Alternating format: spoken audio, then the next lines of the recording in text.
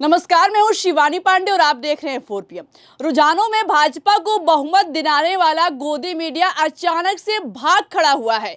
जो बीजेपी शुरुआती रुझानों में बहुमत हासिल कर चुकी थी, उसकी तीसरे राउंड की काउंटिंग होते ही कैसे हालत खराब हो गई है और अमित शाह ने कैसे नतीजों से पहले ही 40 सीटों पर हार मान ली है, इस पर जानकारी देने के लिए प्रियंका जी मौजूद हैं। प्रियंका जी, बीजेपी ने तो मिठाई बांटना भी शुरू कर दिया था, तो अब अचानक से क्या हो गया? हो ये गया है कि 2021 के विधानसभा चुनावों की तरह एक बार फिर से बंगाल में पूरी तरीके से तस्वीर पलटती हुई नजर आ रही है। मैंने आपसे पहले ही कह दिया था कि जब तक फाइनल नतीजे नहीं निकलकर सामने आते हैं तब तक हम अंतिम परिणाम की घोषणा नहीं कर सकते हैं।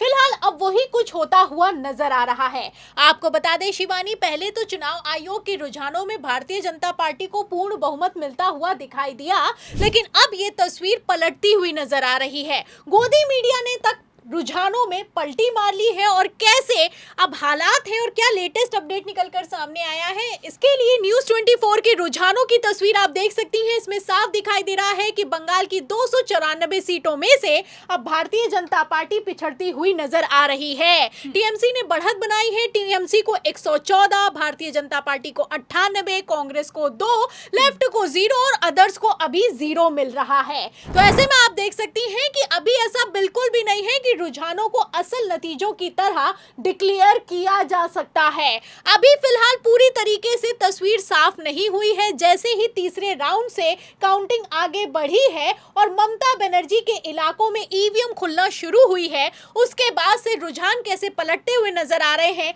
आप देख सकती हैं। आपको बता दें कि बंगाल के चुनावों की अगर बात की जाए तो राजनीतिक विश्लेषकों ने पहले ही दावा कर दिया था कि बंगाल चुनाव जीतना भारतीय जनता पार्टी के लिए इतना आसान नहीं होने वाला है। इसीलिए किस तरीके से एक लौती ममता बनर्जी को हराने के लिए कैसे गृह मंत्री अमित शाह ने बंगाल में पूरा का पूरा सिस्टम लगा दिया, ये किसी से छुपा हुआ नहीं है। फिलहाल अगर नतीजों की बात की जाए तो जैसे रुझान निकलकर सामने आ रहे हैं, ऐसे में इतना तो साफ हो चुका है कि पिछली बार की तरह ममता बनर्जी को उतनी ज्यादा सीटें तो नहीं, लेकिन हाँ, कांटे की टक्कर जरूर दिखाई दे रही है। आपको बता दें शिवानी, पहले तो सर्वे निकलकर सामने आए कि भारतीय जनता पार्टी को बहुमत मिल गया है। भारतीय जनता पार्टी को 172 सीटें दे दी गई और बहुमत 148 का होता है बंगाल में।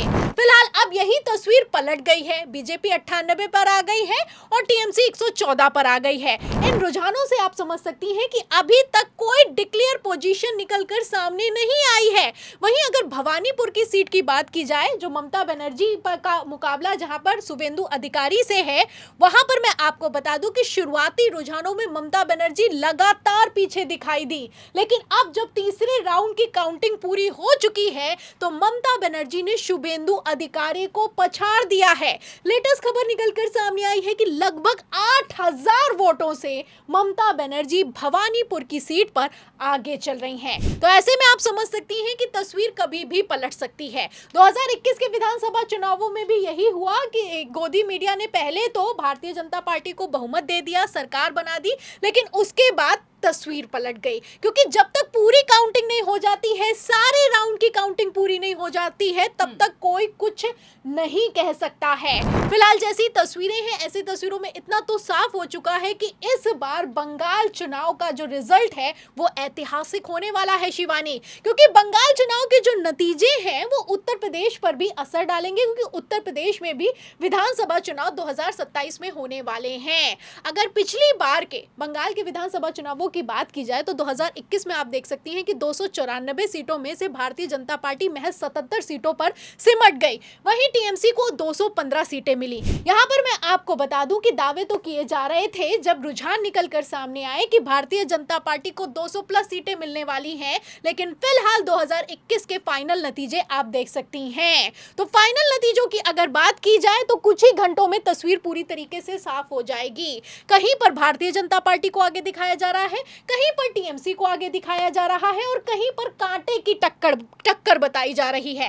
आपको बता दें शिवानी, जो बंगाल के चुनाव हैं, इन बंगाल के चुनावों में ऐसा पहली बार हुआ कि काउंटिंग से पहले, नतीजों से पहले कथित बीजेपी के चाणक्य गृह मंत्री अमित शाह तक ने 40 सीटों पर हार मान ली। मतलब पहले दावा कर रहे थे कि 200 सीटें जीतेगी बंगाल में भारतीय जनता पार्टी, फिर कहने लगे कि 160 सीटें जीतने वाली है बीजेपी। तो ऐसे में आप समझ सकते सकती हैं कि गृह मंत्री अमित शाह का इंटरनल सर्वे भी बता रहा है कि बंगाल में भारतीय जनता पार्टी को इतनी आसानी से फतह हासिल नहीं होने वाली है। वैसे भी ममता बनर्जी ने कैसे भारतीय जनता पार्टी की चूल्हे हिलाकर रख दी है, इसका अंदाजा तो आप लोकसभा के चुनावों के नतीजों से लगा ही सकती हैं। बंगाल और उत्तर प्रदेश दो ऐसे राज्य हैं जिन्होंने मोदी सरकार को बैसाखियों पर लाकर खड़ा कर दिया। प्रधानमंत्री नरेंद्र मोदी ने दावा तो किया था कि 400 पार होगा, लेकिन समाजवादी पार्टी के 37 और टीएमसी के 29 सांसदों ने 2024 लोकसभा चुनाव की तस्वीर पलट कर रख दी। आपको बता दें शिवानी, बंगाल के चुनाव 2027 के उत्तर प्रदेश चुनाव पर भी असर डालने वाले हैं। इसीलिए बंगाल के चुनावों में गृह मंत्री अमित शाह ने अपनी पूरी ताकत लगाई। मतलब एक देश के गृह मंत्री को दूसरा कोई काम नहीं बचा है। 15 दिनों से लगातार बंगाल में किस तरीके से चुनाव को मैनेज किया गया, और चुनाव आयोग ने बिहार और दिल्ली से भी बड़ा खेला बंगाल में करने की कोशिश की, ये किसी से छुपा हुआ नहीं है। तरह तरह की तस्वीरें निकलकर सामने आई। वोटिंग को लेकर किस तरीके से बवाल खड़ा हुआ, और वोटिंग के बाद काउंटिंग से ठीक पहले किस तरीके से फाल्टा सीट पर वोटिंग को कैंसिल कर दिया गया, आप जानती हैं। तो इन खबरों से इतना तो साफ है कि हड़बड़ाहट का माहौल तो है। फिलहाल जैसी तस्वीरें हैं, जैसे रुझान है, ऐसे हालातों में बंगाल के असल नतीजे क्या होंगे ये कुछ ही देर में साफ हो जाएगा, और जब साफ हो जाएगा तब हम अपने दर्शकों को भी अपडेट कर देंगे। तो बिल्कुल फिलहाल जैसे हालात है ऐसे हालातों में कुछ भी हो सकता है। आपको क्या लगता है कि बंगाल में इस बार चुनाव नतीजे कैसे होने वाले हैं? अपनी राय बताइएगा। वीडियो को लाइक कीजिएगा, शेयर कीजिएगा, ज्वाइन कीजिएगा। देखते रहिए 4PM। नमस्कार।